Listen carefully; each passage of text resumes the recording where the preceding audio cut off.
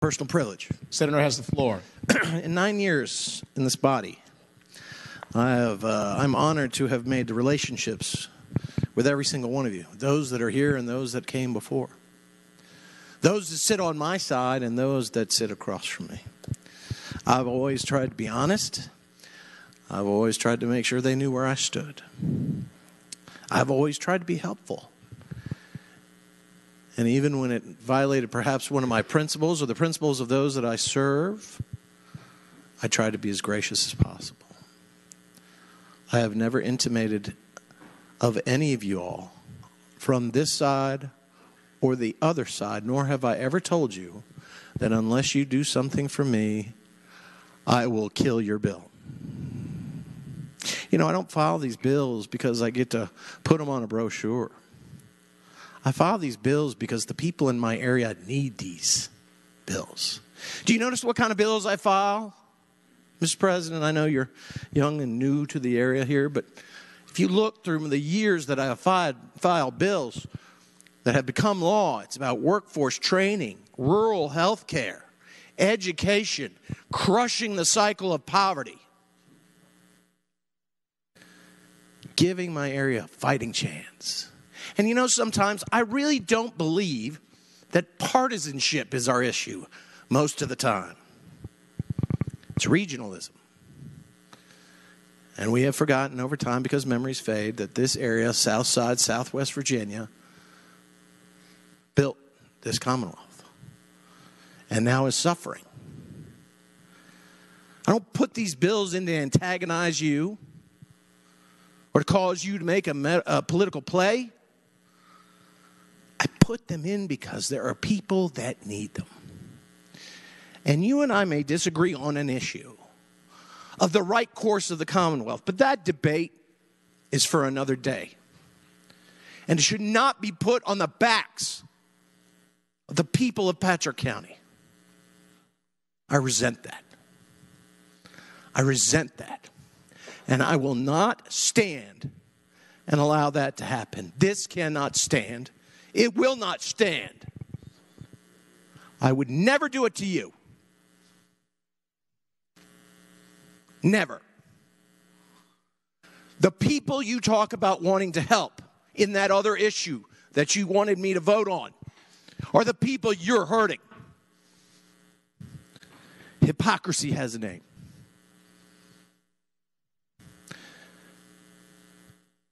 And I'm angry. And I'm ashamed of you. Sometimes you realize that the greatest people sit around you because they're doing what's right for Virginia, but at the same time, they're overcome by greed or by ego or by party. The same people you profess to help are the ones you just did not. And I will say, Mr. President, I objected to taking it by for the day because this is not for discussion, number one. But number two, every day that we wait on relicensing this hospital is a day where we cannot find a new operator, is a day when somebody comes off the mountain in an ambulance and has to suffer a 2-hour drive to save their life. This hospital did not fail, Mr. President, because of a lack of Medicaid expansion. This hospital failed because of mismanagement through no fault of the people of Patrick County, through no action or inaction by this body or another.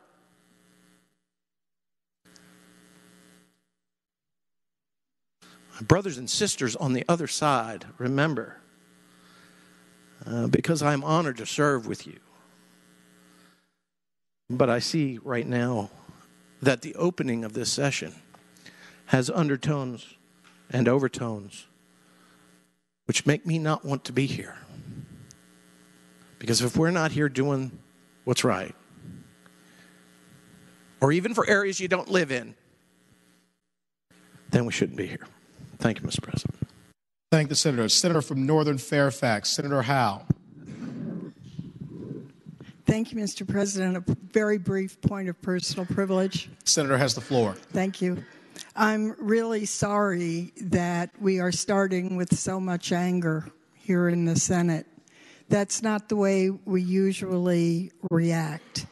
But I will tell you, I'm angry also. I'm very angry that I have constituents, yes, even in Northern Virginia, even in wealthy Fairfax County and Arlington County, that have no health care. They're suffering. A few of them have died. They've died. They have hospitals, but they don't have health care, preventive care, ability to know what their medical problems are. I think we need to get together and figure out a way we can provide health care throughout the Commonwealth and not just pick one small community. Thank you, Mr. President. Thank the Senator. Senior Senator from Fairfax, Senator Saslaw. Senator has the floor. Mr. President, members of the Senate, I can understand how Senator Stanley feels the way that he did. I mean, I've been here a long time, and I've experienced this, not just from the other party, but from my own party, okay?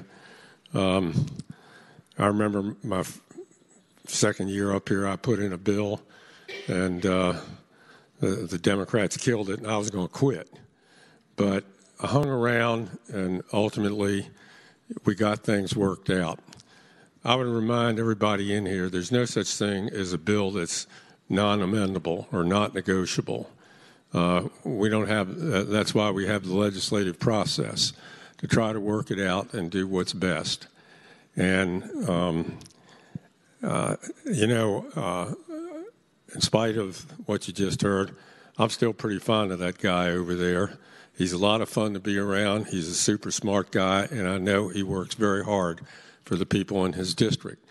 But so do 39 other people in here, and I think that point needs to be made. You try to do what you think is, as he pointed out, you try to do what you think is best for your district. That's what a lot of us do. That's what we try to do on every vote. Do I cast political votes sometimes? You bet I do. That's what the process is all about. Sometimes you win and sometimes you lose. There's always a middle ground, and there's always a tomorrow. And as I guess it was Yogi Berra once said, it's not over till it's over. And I think ultimately, hopefully, we can get things worked out so everybody in this room is satisfied. And I say to Senator Stanley, tomorrow's a new day. Never can tell what it'll bring. But you got to be optimistic. And like I said, everybody in here does the best they can to represent the people that send them here. And I was doing that today, and so was Senator Stanley. It just so happens that our goals happen to collide. But we get things like this worked out. That's what the legislative process is all about, Mr. President. Thank the Senator. Do any other senators wish to be recognized? Madam Clerk, is there any other business to come before the Senate?